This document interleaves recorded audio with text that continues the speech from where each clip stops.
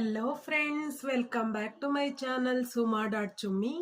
So ಇವತ್ತು ಮಾತಾಡೋಣ ಒಂದು ಒಂದು ಸ್ವಾರಸ್ಯಕರವಾದ ಕಥೆಯ ಬಗ್ಗೆ. ನೀವು ನನ್ನ ಬ್ಲಾಗ್ನ ಇಷ್ಟಪಡೋಕ್ಕೆ ಟೂ ರೀಸನ್ಸ್ ಇರುತ್ತೆ.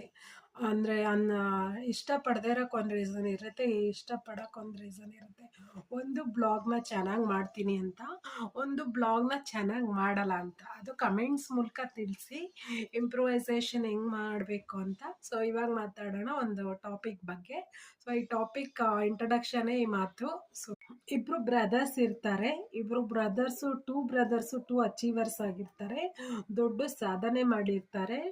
ಅಣ್ಣ ತಮ್ಮಂದ್ರಲ್ಲಿ ಒಬ್ಬ ದೊಡ್ಡ ಸಾಧಕನಾಗಿರ್ತಾನೆ, ಇನ್ನೊಬ್ಬ ದುಶ್ಚಟಗಳ ದಾಸ ಆಗಿ ಕುಡಿತಾ ಚೆನ್ನಾಗಿ ಎಂಜಾಯ್ ಮಾಡ್ತಾ ಇರ್ತಾನೆ. ಒಂದು ಕ್ಯೂರಿಯಾಸಿಟಿ ಇರುತ್ತೆ. ಎಷ್ಟೋ ಜನಕ್ಕೆ ಈ ಕ್ಯೂರಿಯಾಸಿಟಿ ಬೆಳೆಯುತ್ತೆ.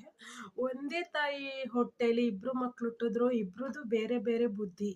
ಒಂದೇ ಬಳ್ಳಿಯ ಹೂಗಳಾದ್ರೂ ಇಬ್ರು ಬೇರೆ ಬೇರೆ ಥರ ಕ್ಯಾರೆಕ್ಟರಿಸ್ಟಿಕ್ಸ್ ಆ್ಯಟಿಟ್ಯೂಡ್ನ ಹೊಂದಿರ್ತಾರೆ.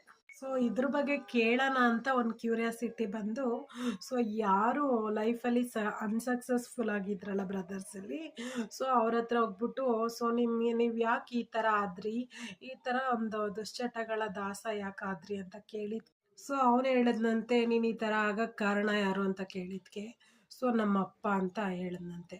ಸೊ ಎಕ್ಸ್ಪ್ಲನೇಷನ್ ಕೇಳಿದಾಗ, ನಮ್ಮಪ್ಪ ದಿನ ಕುಡ್ಕೊಂಬಂದು ನಮ್ಮ ಅಮ್ಮನಿಗೆ ಹಿಂಸೆ ಕೊಡ್ತಾಯಿದ್ರು, ಹೊಡಿತಾಯಿದ್ರು, ಅವ್ರ ಹತ್ರ ದುಡ್ಡು ಕೇಳ್ತಾಯಿದ್ರು.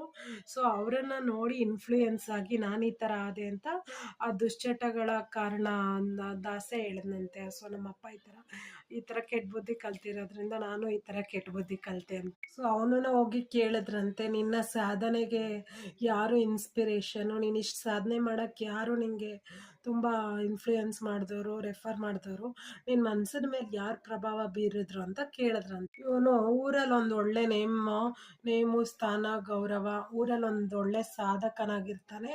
ಎಲ್ಲರೂ ಇವನ್ ಕಂಡ್ರೆ ರೆಸ್ಪೆಕ್ಟ್ಫುಲ್ ಆಗಿ ಮಾತಾಡ್ತಾ ಇರ್ತಾರೆ. ಅವನ ಹತ್ರ ಹೋಗ್ಬಿಟ್ಟು ನೀನು ಈ ಸಾಧನೆಗೆ ಕಾರಣ ಏನು ಅಂತ ಯಾರೋ ಅಂದರೆ ಕ್ಯೂರಿಯಸ್ ಪರ್ಸನ್ಸು ತುಂಬ ಇರ್ತಾರಲ್ವಾ, ಸೊ ಅವ್ರು ಕೇಳಿದ್ರಂತೆ. ಸೊ ಅವನು ಹೇಳದ್ನಂತೆ, ಸೊ ಇನ್ನೊಬ್ಬ ಮಗ ಹೇಳದ್ನಂತೆ, ಇದೆಲ್ಲದಕ್ಕೂ ಕಾರಣ ನಮ್ಮ ಅಪ್ಪ ಅಂತ. ಸೊ ಅವ್ರಿಗೆ ತುಂಬ ಆಶ್ಚರ್ಯ ಆಯ್ತಂತೆ. ಅಂದರೆ ಕೆಟ್ಟ ಅಭ್ಯಾಸ ಕಲ್ತ ಮಗನೂ ಅವ್ರ ಅಪ್ಪನೇ ರೋಲ್ ಮಾಡಲ್ ಅಂತಾನೆ, ಸೊ ಒಳ್ಳೆ ಸಾಧಕನಾಗಿರೋ ಮಗನೂ ಅವ್ರ ಅಪ್ಪನೇ ರೋಲ್ ಮಾಡಲ್ಲ ಅಂತಾನೆ. ಏನಿದ್ರ ವಿಶೇಷತೆ ಅಂತ ನೋಡ್ತಾ ಹೋಗೋಣ ಬನ್ನಿ.